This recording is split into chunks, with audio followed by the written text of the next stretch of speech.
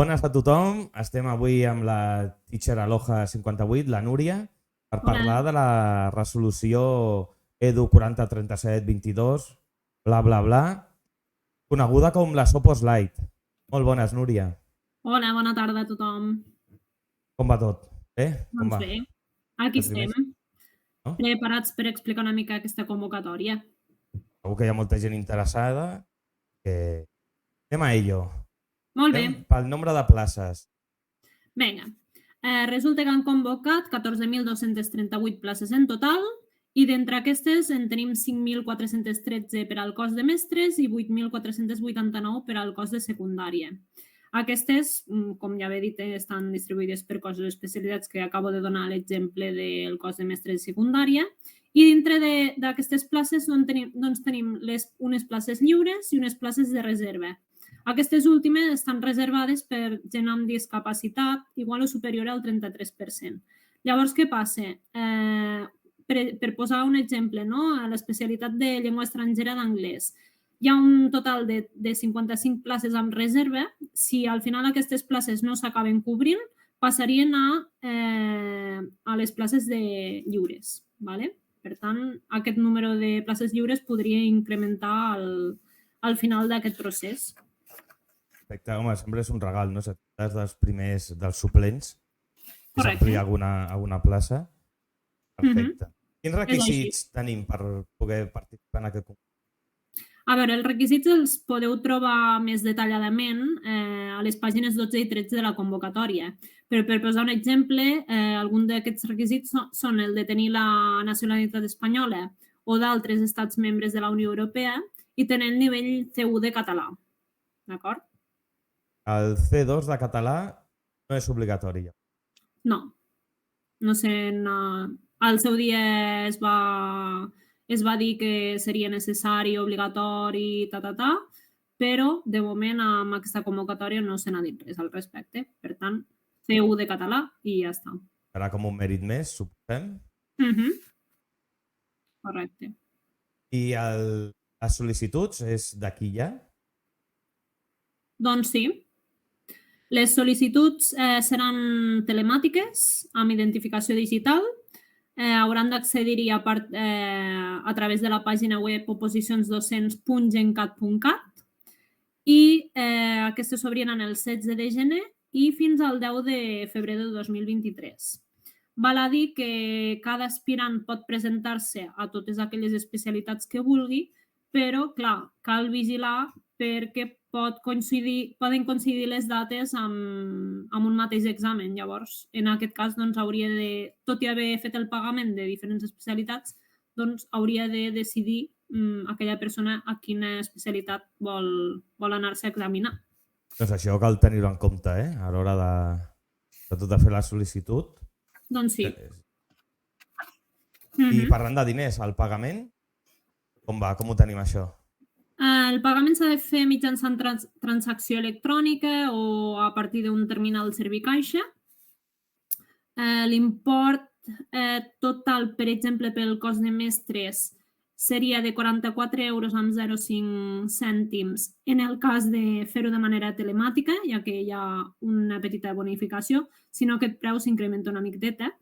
Després hi ha exempcions de pagament per les persones que estan a l'atur i també per aquelles que es presenten amb alguna discapacitat. I també hi ha bonificacions per família nombrosa o monoparental. Això està tot explicat també a la convocatòria. A més, per a aquelles persones que han participat al concurs de mèrits, d'entrada no han de fer aquest pagament d'aquesta taxa. Llavors, quan sortirà la llista provisional d'admesos i exclosos, aquestes persones que no han pagat perquè s'han presentat al concurs de mèrits sortirien com a exclosos. I llavors, a partir de llavors, tindrien 10 dies per efectuar el pagament en cas que no hagin estat seleccionats per el concurs de mèrits, que no hagin obtingut plaça per aquesta via.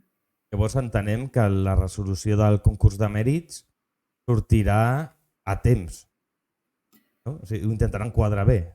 Clar, segons el que he llegit a la convocatòria, ha de ser així. a creuar molt les... I la veritat és que té tota la lògica del món. Vull dir, és més, potser abans de sortir aquesta convocatòria i abans d'apuntar-se potser ja hauria d'haver estat resolt aquest concurs de mèrits. Però Sí, hauria de ser així, però... les coses ja sabem que van lentes en aquest sentit. I el que no va lent és el procediment selectiu. El Començaria que fa a cap al l'inici... juny, no? Vale? Començaria cap al juny. Sí, m'agradaria dir que prèviament a tot això es constitueixen uns tribunals per especialitats i tal, es nombren doncs, el president, secretari i vocals i cada aspirant en una aplicació que ja s'anunciarà amb el seu usuari i contrasenya, doncs accediran allà i veuran a quin tribunal els han col·locat, ¿vale? d'entre tots els tribunals que hi hagi per especialitats. Llavors, com tu deies, aquest procediment selectiu començarà al juny. No se sap encara la data exacta, però se sabrà 2 mesos exactes abans de començar aquestes proves. Llavors es començarà amb una prova de llengües només per a aquelles persones que no ho tinguin acreditat. A més, aquell mateix dia es presentarà la unitat didàctica o situació d'aprenentatge en format digital. Això pel que fa al primer dia, com siguéssim, ¿vale? Prova de llengües per a aquells que no ho tinguin acreditat. Just el dia següent tindrà lloc l'acte de presentació en el qual, a part d'explicar els aspirants que tinguin dubtes podran preguntar, etc., s'haurà d'entregar la unitat didàctica o situació d'aprenentatge en format paper. I, a més, es començarà amb la prova A. Vale, entenem com a unitat didàctica si anem del currículum antic i situació d'aprenentatge si anem cap al currículum actual, oi? Jo entenc que sí, que és així. Perfecte. Vale, hi ha una gran novetat, que potser per això es diu no post-light, pel tipus de prova, no? Sí, sí. En no ser eliminatòries, també ajuda. Sí, en aquesta convocatòria no són eliminatòries les proves i, a més, si ho comparem amb convocatòries anteriors, s'ha eliminat la prova del cas pràctic. Imagino que per aquest motiu li han posat aquest nom. A més, les dues proves consisteixen en la part A, el desenvolupament del tema, que té un pes d'un 40% de la nota final, i la part B, que és la unitat didàctica o situació d'aprenentatge, que té un pes d'un 60%. Llavors, per tal de poder passar a la fase de concurs, necessitem un mínim d'un 5. I pel que fa a la part... Van les dues proves, oi? Sí, correcte. Perfecte, doncs anem a mirar a veure quina és la prova A. Vinga, som-hi. Pel que fa a la prova A, que és la del desenvolupament d'un tema, cal partir de a quina especialitat em presento jo i quants temes tinc. Per què? En l'especialitat, per exemple, de llengües estrangeres de primària, d'anglès, tenim 25 temes. Què vol dir això? Que aquell dia de la prova s'extrauran 3 temes a l'atzar i d'entre aquells 3 temes cada aspirant decidirà quin vol desenvolupar. Això en el cas que aquella especialitat tingui aquests 25 temes. En cas que en tingui entre 25 i 50, en comptes de 4 temes seleccionats a l'atzar serien 4 i en cas de tenir més de 50 temes s'escollirien entre 5. Això és una novetat, a més, que aquests 3, 4 o 5 temes que s'escolleixen a l'atzar seran iguals a tots els tribunals d'aquella mateixa especialitat, és a dir, Tribunal d'Anglès a Girona, Lleida, Tarragona i Barcelona, doncs hauran d'escollir entre aquells mateixos 3 temes. Cosa que fins ara no era així. Cada tribunal escollia els seus i que podies tenir més sort o menys sort. Correcte. Amb la seva durada, coses tècniques així, quant de temps tenim per fer aquesta prova? A veure, aquesta prova té una durada de 2 hores. S'aconsella realitzar la prova amb un bolígraf de tinta no esborrable blava o negra i és una prova anònima. A més, cal dir que els temaris continuen sent els del 1993, però, òbviament, cal fer-hi les adaptacions pertinents i incloure-hi doncs, tot allò que es consideri oportú. Val? Perfecte. I recordem que no hi ha el cas pràctic, que No. normalment es feia el mateix dia. Ara mateix no recordo... Sí, potser sí que era el mateix dia. Sí, una prova al matí i l'altra a la tarda, sí. Correcte. I ara tenim la prova B, que és la defensa de la unitat didàctica o la situació d'aprenentatge. Clar, aquest any com a novetat només s'ha de fer una unitat didàctica. Llavors, o situació d'aprenentatge. Aquesta està basada en el currículum vigent a Catalunya. Per tant, segons el curs que estiguem programant, per exemple, en el cas de primària, doncs podríem escollir si ho fem a partir del currículum nou o de l'antic. Per exemple, a 5è doncs, programaríem amb el currículum nou i a 6è doncs, podríem escollir si utilitzem l'antic o el nou. El que sí que s'ha de tenir en compte és que hem d'incloure-hi el tema de la inclusió i perspectiva de gènere que ja es va posar de moda el 2018-2019. Val? Pel que fa al que ha de contenir doncs, aquesta unitat didàctica o situació d'aprenentatge, tenim tota la informació a la pàgina 32 de la convocatòria i, entre d'altres coses, s'especifica que ha de contenir doncs, els objectius, competències o capacitats, els sabers o continguts, els criteris de correcció, les activitats d'ensenyament i aprenentatge, etc.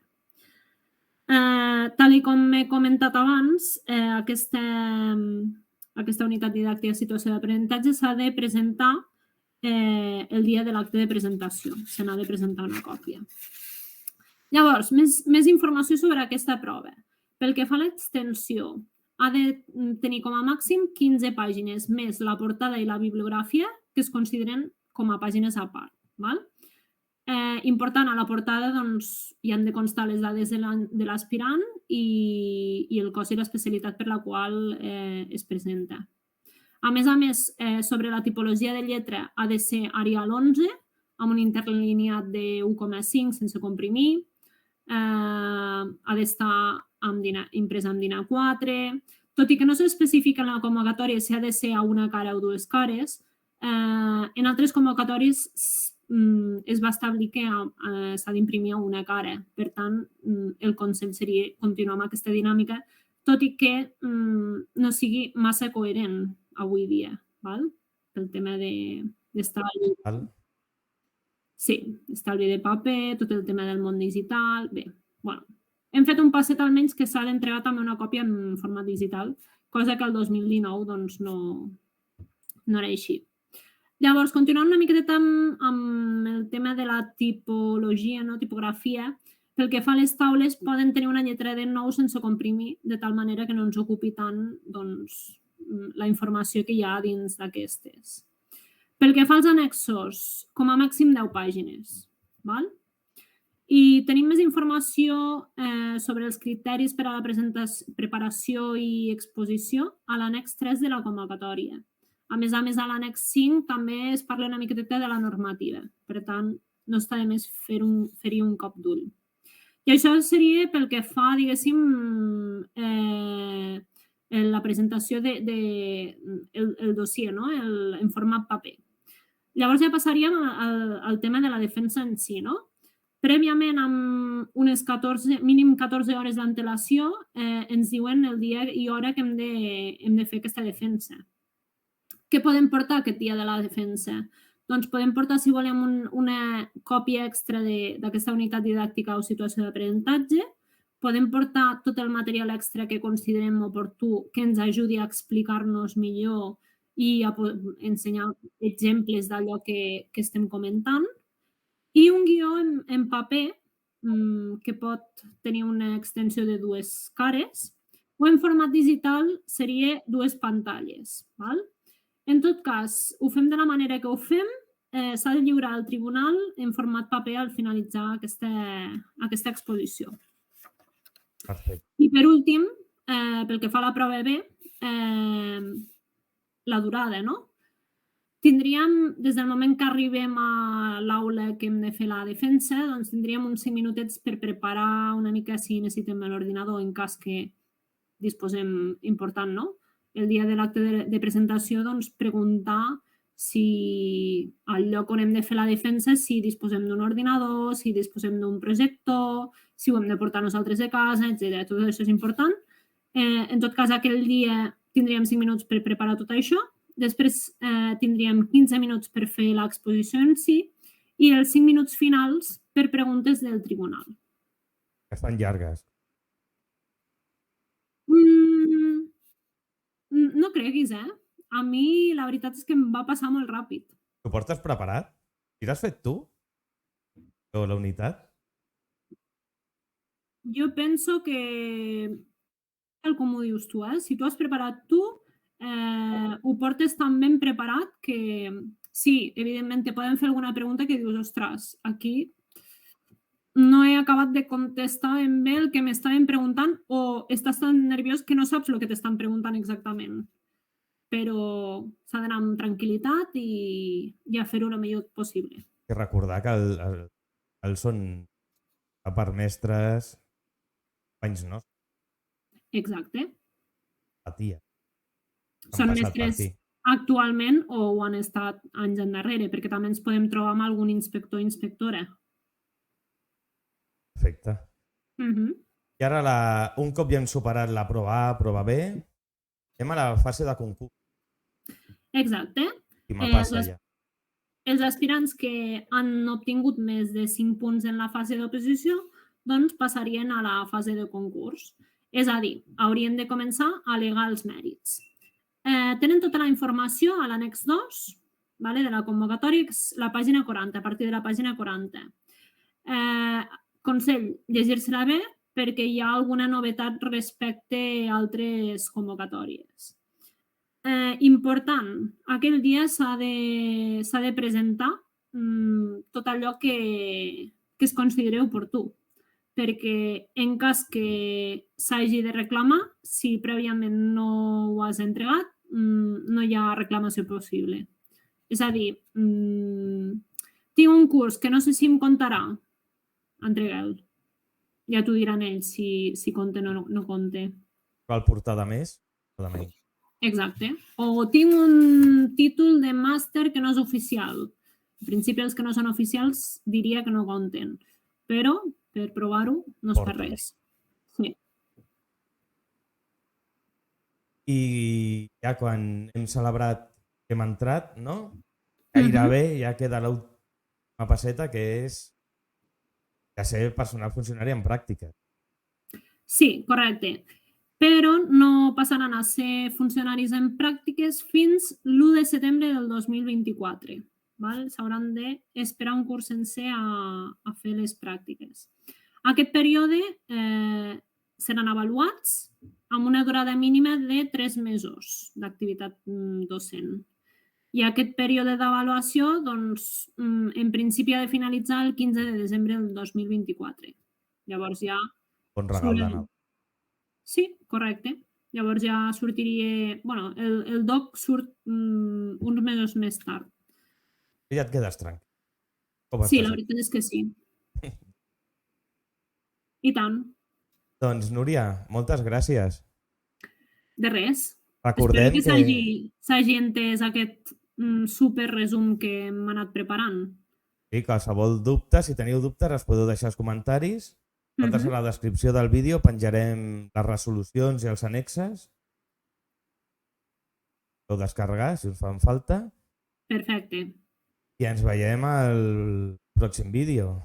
Molt bé, encantada. Moltes gràcies, Núria. Apa, que vagi bé.